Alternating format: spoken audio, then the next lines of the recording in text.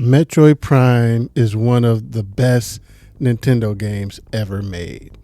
But not only that, it is also quite simply one of the greatest video games of all time.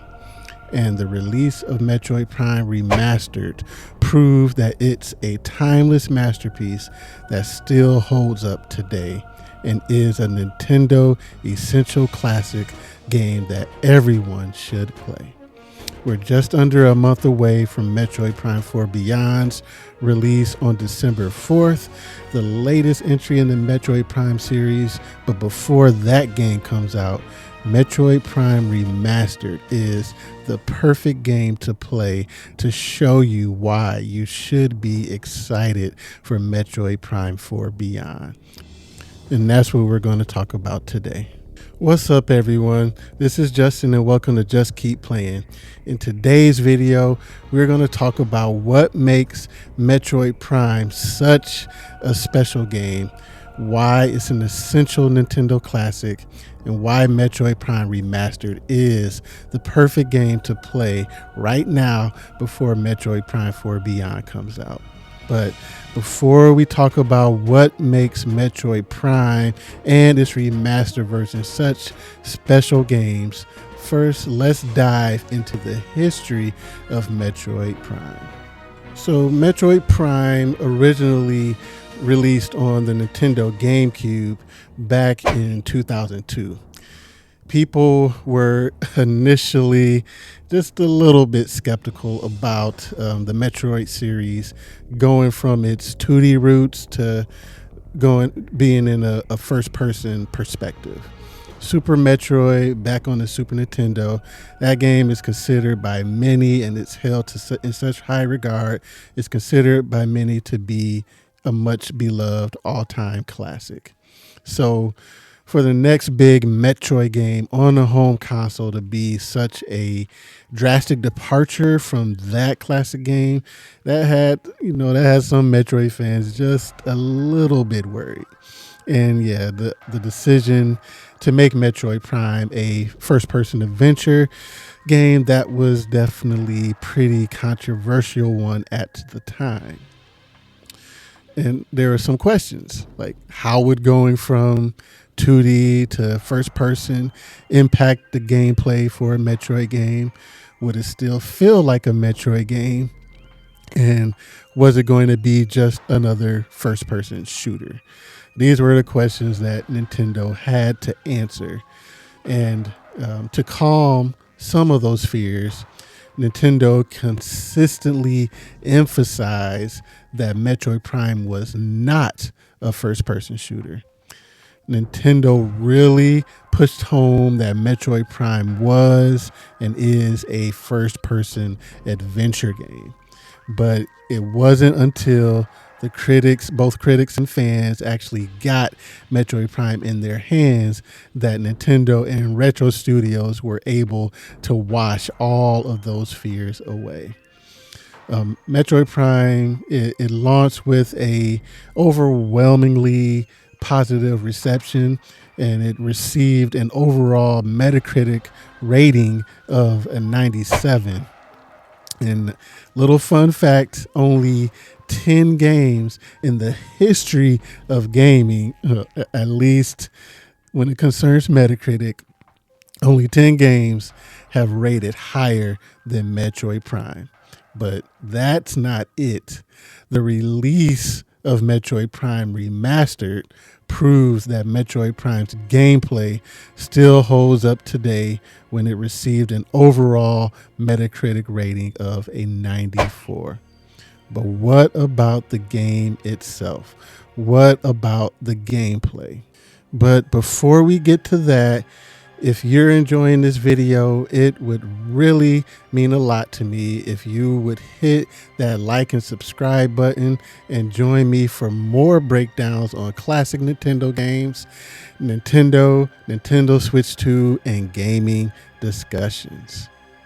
Okay, so let's talk about the game itself. And for the purpose of this video, we're talking about Metroid Prime Remastered on the Nintendo Switch. So Metroid Prime stars Samus Aran, and she is the baddest bounty hunter of them all.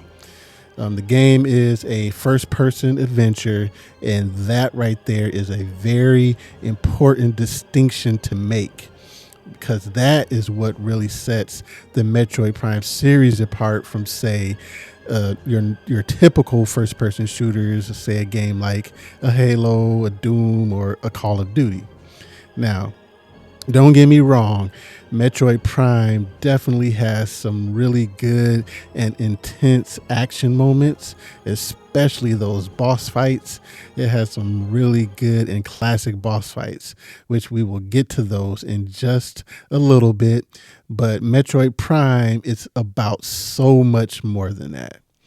It's about exploring and the exploration. It's about discovering new weapons, new locations, what actually happened on this planet that you're on.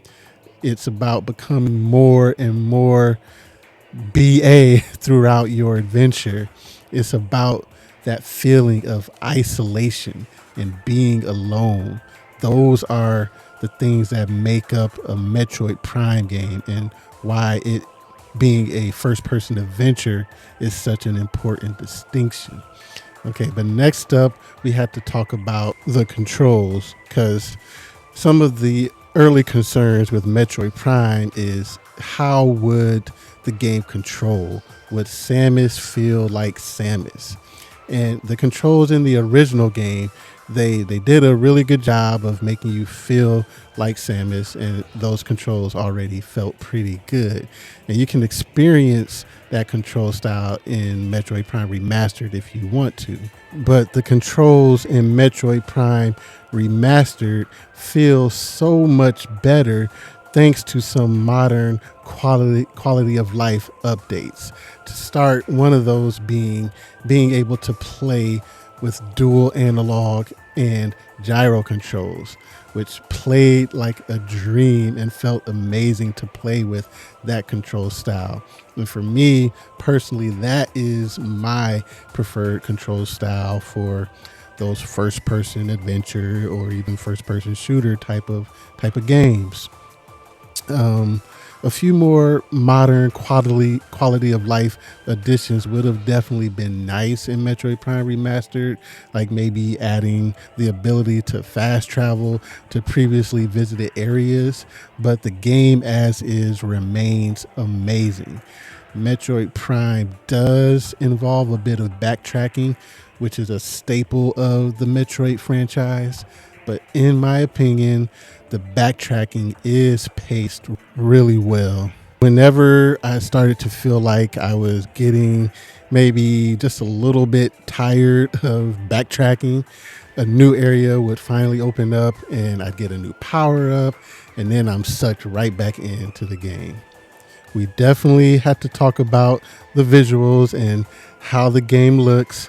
When it initially released on the GameCube, it was a showpiece game for that system. And Retro Studios, they are the masters at what they do. Their games are typically the best looking game on Nintendo's systems. And with how good Metroid Prime Remastered looks, it is a very beautiful game with some beautiful locations. And seeing Metroid Prime Remastered, that really got people excited for what could Retro Studios do with Metroid Prime 4 Beyond on the Nintendo Switch, and definitely on the Nintendo Switch 2. But the imagery, the iconography, the landscapes, and just the world itself is just a beautiful world. Sometimes desolate, sometimes you feel alone. The sense of exploration and isolation is just captivating.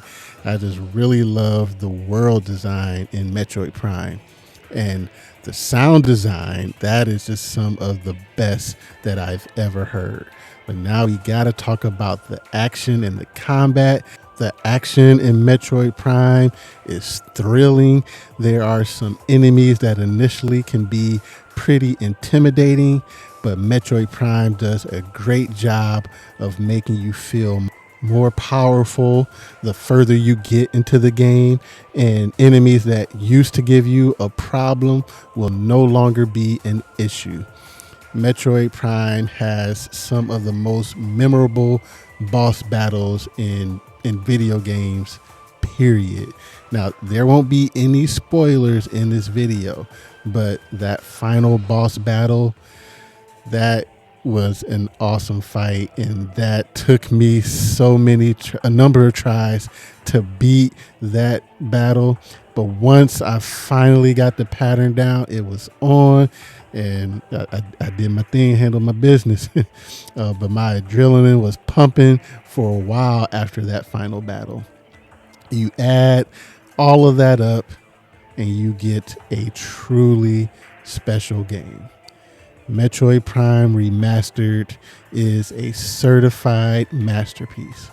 It holds up incredibly well, and it is one of the best games that I have ever played, and it is the perfect game to get you primed and ready for Metroid Prime 4 Beyond. But what do you think? Have you played Metroid Prime before?